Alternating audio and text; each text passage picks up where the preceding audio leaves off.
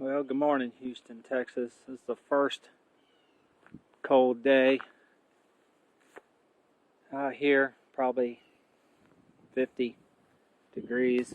But anyway, we have a fuel pump that went out on this truck. And basically, the tank's underneath here on the Dodge. It's a pretty big tank, 26 gallons. But I have been able to drive it till it's almost empty, below a quarter of a tank. So there should only be a couple gallons of gas. So we're going to figure out how to take this out. And if I don't see any other videos on YouTube, then I'll post it. Basically, there's a couple screws to hold this tank on, so we're going to loosen those. I'm going to put a jack under here. Actually, I think I'm going to get a couple straps just to hold the weight so I can lower this down about 6 inches to unhook everything.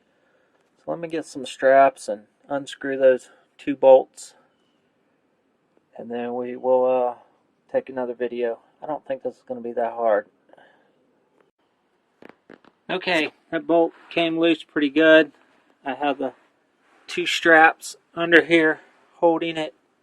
And remember, this is pretty much an empty tank. If this was full, we'd have to figure out a different way to support it, either transmission jack. I got the 2 screws loose. I'm not sure why that hasn't fallen, but okay. Well, there you go. There's the strap. 2 straps down. That's being held up by the straps. So I'm going to try to reach up in there and unplug those connections. Once I get them unplugged, I'll show you those as well. Alright, next thing I did was loosen that screw and loosen this one, number 7 metric. This one's already loose. I was able to twist it, but this one's too tight.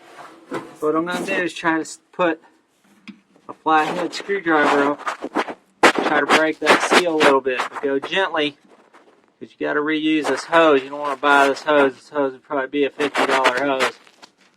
But I think just a little bit of breaking that suction around there will help get that hose loose. I'm going to put this down. I'm going to work on this some more, getting that loose. And then we'll figure out the electrical connections that I can't see.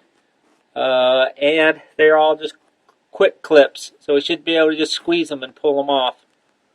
And there shouldn't be any gas because the check valve's not holding. And the gas is flowing back to the tank. So hopefully when I disconnect them, there will be little to no gas in the lines. Okay, I got a flashlight underneath here. That's a quick connect of some sort, but I haven't been able to figure out how to unconnect it. There's the vent. So we're going to disconnect that one. Look at that. We've already twisted that line. Hopefully that won't damage it. I need to get that unhooked pretty quick. But I can see the quicks are on the bottom. Can't point to them, but right at the bottom where those connect. Right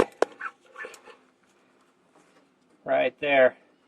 That's where you got to squeeze those and get those loose. My strap system seems to work pretty good. I could lower that a little bit. It's about 6 inches from the ground, but I'm going to turn this off. Disconnect that one first. Get that pressure off that bent line up there. They're plastic. And we'll get these other ones disconnected as well. Okay, that line I showed you coming off the frame, the bent one, I got that loose. That goes to this and the top of the tank. So you don't need to disconnect that one right now. But you got to get these 2. Basically, some sort of push connect, disconnect on that one.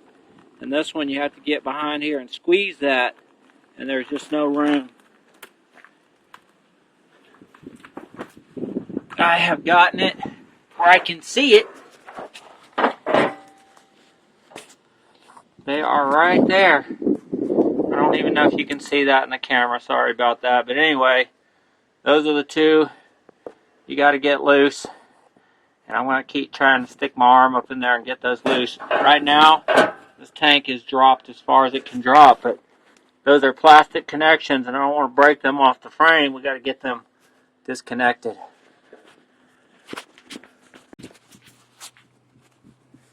Alright, secrets of the trade. that red pin has to be pulled out. It's actually sticking out on this side. You have to take a screwdriver and pull that out, and then push that up and jiggle that out.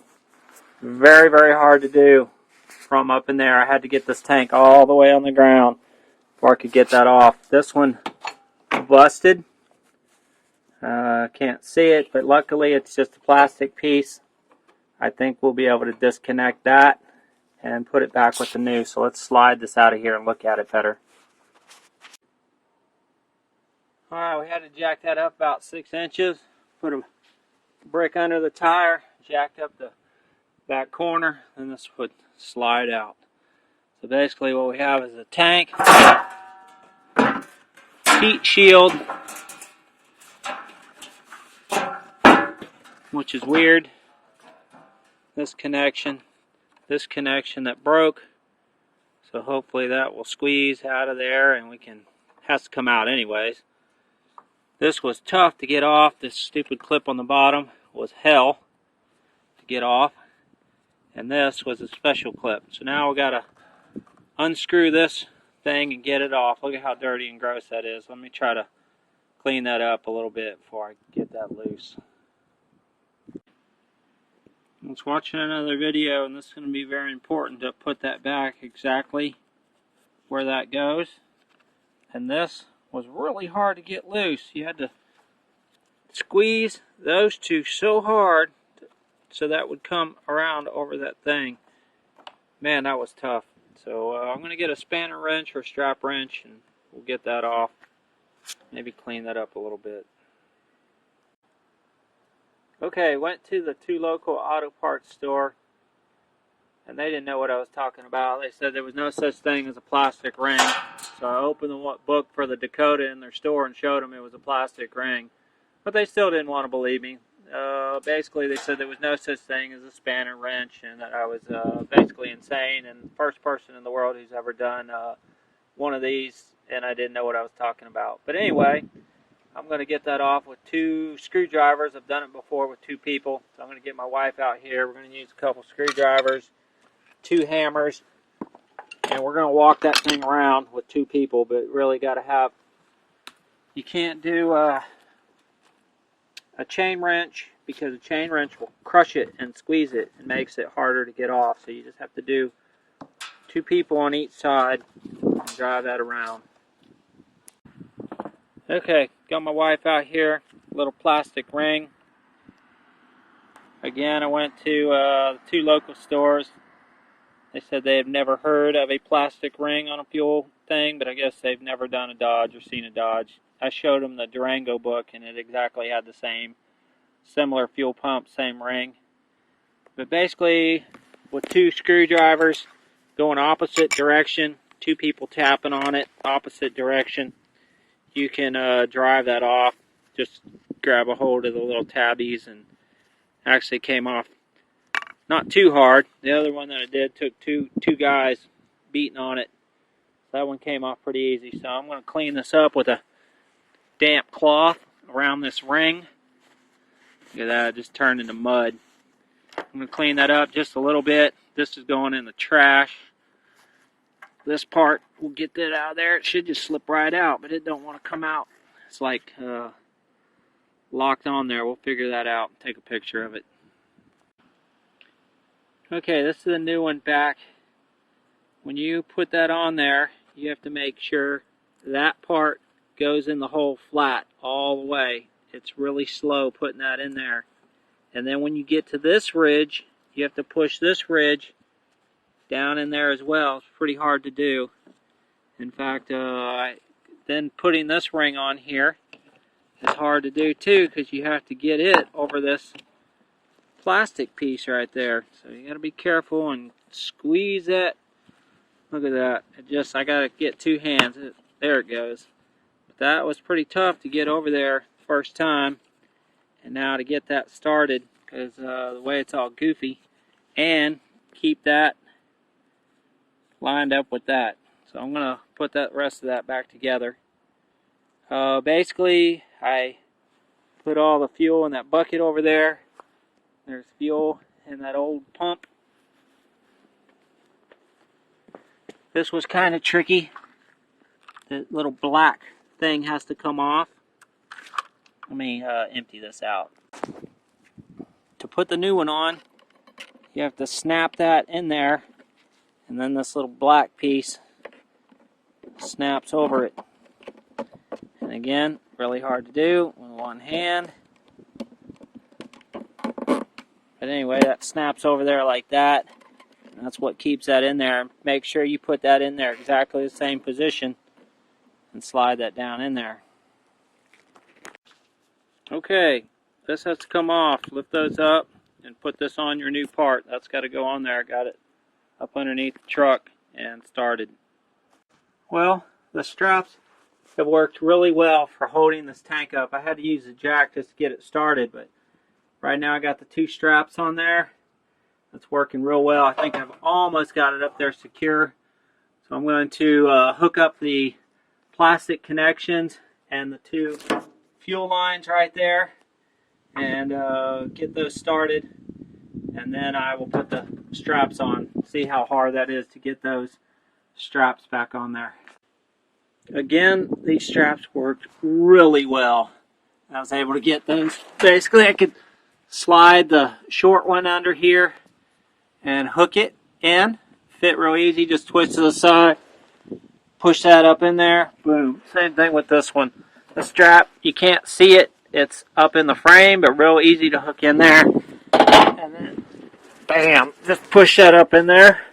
And I've already got the bolt on there, so we'll tighten them down and fill it back up with that gas we had there. And see if it starts. We'll prime it. Turn the key a few times to get it to prime itself. And hopefully the sending unit will work and everything will work. Otherwise, we'll have to take it back down, so we don't want to put too much gas in there before we know it works. Poured most of the gas back in there through a little rag. Didn't want to waste it. It was about 3-4 gallons. The straps, again, worked wonderful. I got these hoses hooked back up. Hopefully they're not leaking. I got the connections connected back on top. I don't know if I can show you those, but just have to be real patient and feel where they clip together. Clip those together, and let's try it. Okay, let's cycle this. Alright, the gas bumped up. That's a good sign. We're going to cycle this a couple times. And look at that, the gas keeps getting lower and lower, but let's try it. That's cycled 3 times.